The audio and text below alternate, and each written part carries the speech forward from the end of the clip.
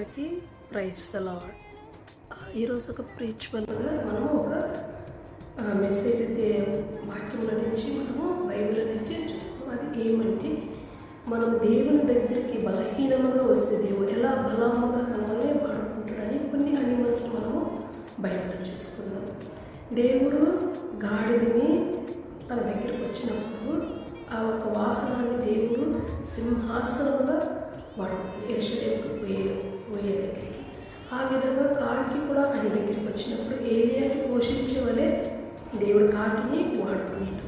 అదేవిధంగా కోడి ఆయన దగ్గరికి వచ్చినప్పుడు కూడా ఆ పేతురు ఎలాగైతే 3 మార్లు దేవుడు నాకు తెలియదు అని ఆయన ఒక సిలువలో ఆ ఒక కోడిని వాడుకునేడు.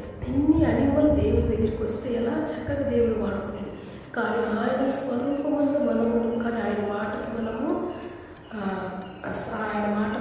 వినప్పుడు ఆయన ఒక మనసు ఎంత నొచ్చుకుంటుంది కదా. సో మనము బలహీన సమయంలో దేవుని దగ్గరికి వస్తే దేవుడు తప్పకుండా మనల్ని మార్చే ఒక గొప్ప దేవుడు.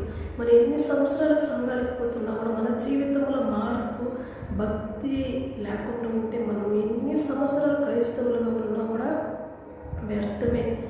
ఎక్కడ వేసిన వారు అక్కడే ఉండకూడదు. దేవుని దగ్గరికి ఒక ప్రేయర్ మీటింగ్కి పోతున్నాము, ఒక ఆరాధనలో మనం పాలు పొందుకుంటున్నాము అంటే అక్కడ మనం ఏం నేర్చుకుంటామని మన హృదయంలో మన మనస్సులో మనం నింపుకొని వస్తే అప్పుడే నీ జీవితంలో మార్పు అనేది వస్తుంది. నువ్వు దేవుడి దగ్గరికి ఎన్నిసార్లు వస్తే అంత నీకు ఆశీర్వాదం. సో మనము ప్రార్థన చేసేది తప్పకుండా మన బలహీన సమయంలో ఆయన ఒక బలాన్ని ఇచ్చి మనల్ని బలపరిచే గొప్ప దేవుడు. Thank you. May God bless you.